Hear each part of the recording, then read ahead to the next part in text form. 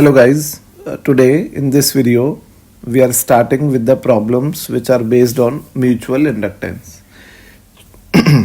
So you can see that there are two coils which are placed in a same plane and the radius of these coils are different, and the radius A1 is very smaller than A2, and we have to find out the coefficient of mutual induction of these coils. So first of all, we need to use reciprocity theorem, and according to that theorem, M12 and M21 are equal to each other. So let us suppose that it is equal to M, and some current I is flowing in the bigger coil. So the magnetic field at the center of the bigger coil will be mu naught I upon 2 pi, in fact 2 A2. We know the formula for the magnetic field at the center of a current carrying coil. So this is the magnetic field at the center of this current carrying coil, and we are assuming that this smaller coil is so small such that it is just at the center of this bigger coil. So we are assuming that the area of this smaller coil, pi a square, is negligible, and all the magnetic field of this bigger coil will be uniform inside the periphery of this smaller coil. So we are assuming the flux which is linked with this smaller coil, let us name the coil as 1 and this is 2. This is coil 1 and this is coil 2. The flux of 1 linked due to 2 will be equal to the magnetic field of 2 into the area of coil 1. So this will be equal to mu naught I by 2A2 into pi A1 square. So this flux is equal to M into I. We know that M12 M21 are equal, and we are cancelling this I. So M will be equal to mu naught pi A1 square divided by 2A2. So this is the coefficient of mutual induction of these two coils. If we wish to calculate the M by a reverse method, that we wish to find out the magnetic field of smaller coil and we wish to write the flux of bigger coil, then this is not possible, because the formula which we will use will be this one, mu naught I by 2R, and this formula is only applicable for the magnetic field at the center of the coil. So we know that the magnetic field due to this first coil will be only at its center, and we cannot multiply that magnetic field with the complete area of the bigger coil, because in this area, this empty space, the magnetic field of coil 1 is not mu naught I by 2R. So we cannot use that formula. So in these kind of questions, we always assume the current to be flowing in the bigger coil, and we always find out the flux linked with the smaller coil to find out the coefficient of mutual induction. Now let's move on the next question, which is similar to this one. In this question, we can see that there is a system of two coils. This is coil number 1 and this is coil number 2. Let us name the coils first. This is 1 and this is 2. So you can see that this is a finite sized coil and this is an infinite size coil, and we always find out the magnetic field due to infinite wire at the points which are nearby it. So we will find out the magnetic field due to this loop on this loop. So let us assume some current I which is flowing in this loop, and let us assume one element which is having some width dx and which is at a distance of x from the this wire. So the magnetic field of this element dB due to the coil 1 will be mu naught I by 2 pi x. This magnetic field is due to this wire, and the magnetic field due to this wire would be in opposite direction, therefore mu naught I by 2 pi a plus x. You can see that the distance of this element from this wire is a plus x, and the magnetic field of this wire will be in opposite direction as compared to the magnetic field of this wire. So this magnetic field dB is equal to mu naught I upon 2 pi, and this is 1 upon x minus 1 upon a plus x. So dB is equal to mu naught I upon 2 pi. This is 1 upon x into a plus x, and let us leave this expression like this only. So this is 1 upon x minus 1 upon a plus x. Let us leave it.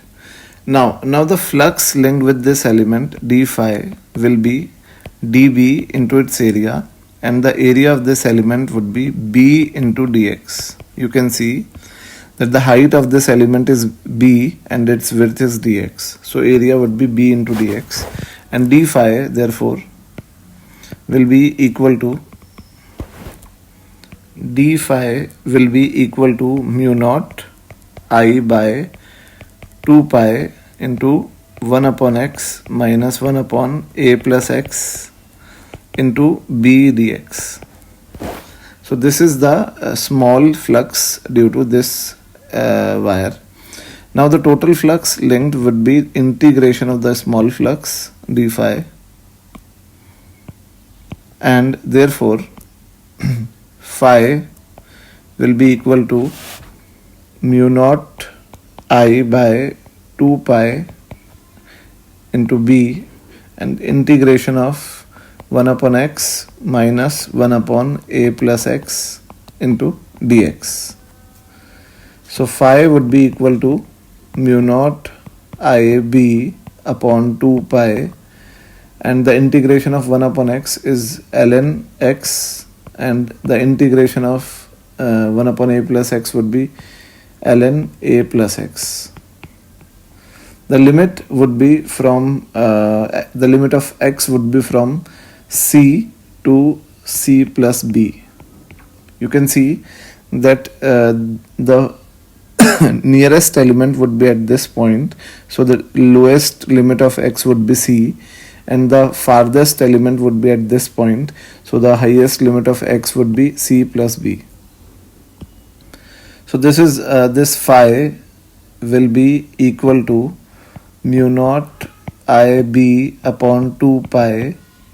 This is ln c plus b upon c, and this is ln a plus c plus b upon c. So this phi will be equal to mu naught I b upon 2 pi ln c plus b upon a plus c plus b. And if we compare it with m into I, now cancelling this I, so the coefficient of mutual induction m will be equal to mu naught b upon 2 pi ln c plus b upon a plus c plus b. So this is the coefficient of mutual induction of these two coils. Now we move on the next question. In this question, it is given that some current I, which is equal to 2t square, that is, this current is time dependent, and this is flowing in the smaller coil, and a capacitor is being connected in the bigger coil. These two coils are coplanar, and they are concentric, and we have to find out the current induced in the capacitor as a function of time. So let's suppose it is also given that the radius of the smaller coil is A and the radius of the bigger coil is B. So first of all, we have to find out the coefficient of mutual induction of these two coils, and for that we are assuming that some current I is flowing in this bigger coil. So the magnetic field of the bigger coil at the center O is equal to mu naught I by 2B. This is the magnetic field of the bigger coil at its center. And we are also assuming that this A, in fact, we are given that A is very, very less than B. A is very, very less than B, which means that the complete area of this smaller coil is almost the center of the bigger coil. So this is 2B, and the flux linked with the smaller coil will be mu naught I by 2B. This is the magnetic field, and it is being multiplied with the area of the smaller coil, pi a square. So the flux is mu naught I pi a square by 2B, and this flux is also equal to m into I.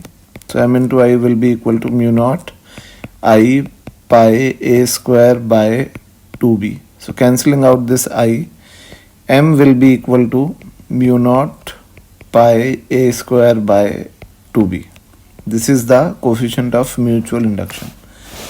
Now the case which is given to us is the fact that the current which is actually flowing is in the smaller coil, and it is time varying current. So the current which is flowing is in the smaller coil.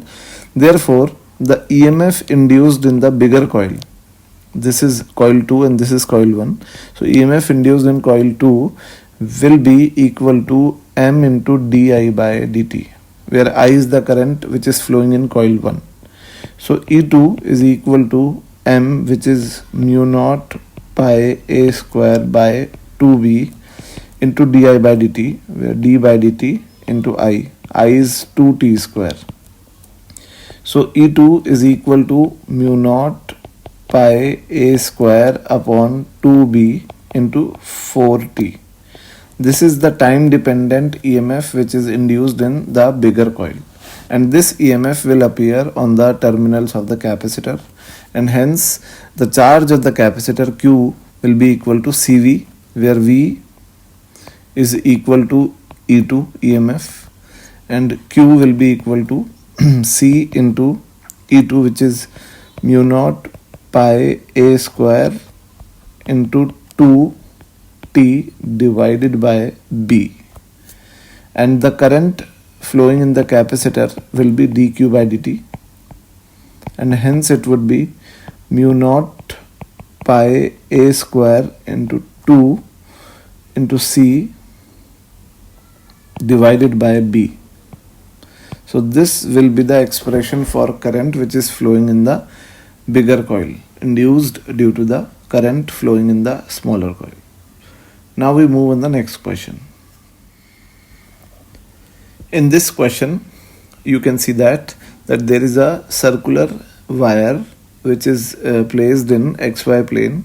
The radius of this wire frame is R, and there is a square frame which is placed at a distance of root 3r on the z axis, and this square frame is tilted at an angle of 45 degree with respect to z axis.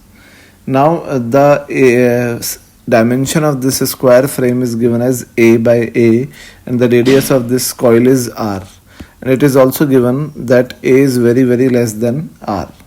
So we need to assume that the area of this square frame is negligible as compared to the area of this circular coil. So we need to find out the coefficient of mutual inductance between these two coils. Now first of all, we need to find out the magnetic field due to coil 1 on 2. So we are finding out magnetic field on 2 due to 1. So we know the formula of magnetic field, which is mu naught I a square upon a square plus x square to the power 3 by 2. This a is the radius. So B21 is equal to mu naught I. Radius is r square, and r square plus 3 r square, because this x is root 3 r to the power 3 by 2. So this is mu naught I r square, and it would be 8r cube, and the final answer of magnetic field will be mu naught I by 8r. This is the magnetic field due to this circular coil on the square coil. Now the flux linked will be B dot A. We know that magnetic field is in this direction and area vector is in this direction. So the angle between them is 45 degree.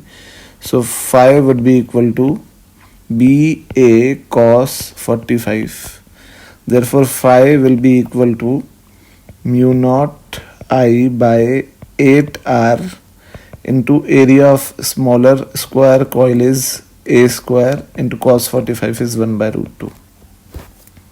This is the flux, and this flux will be equal to m into I, where m is the coefficient of mutual inductance. So m into I is equal to mu naught I a square by 8 root 2 r, and cancelling out I, m is equal to mu naught I, in fact mu naught a square upon 8 root 2 r. So if we compare with this expression, then this 8 root 2 is equal to 2 to the power p upon 2. So you can see that 8 root 2 is 2 cube into 2 to the power half. So this is 2 to the power p by 2. So 3 plus 1 by 2 is 7 by 2, and therefore p by 2 is equal to 7 by 2, and hence p is equal to 7. You can see that this 3 plus 1 by 2 will be equal to 7 by 2, and 7 by 2 will be equal to p by 2. So p will be equal to 7. So this is the correct answer. Thank you.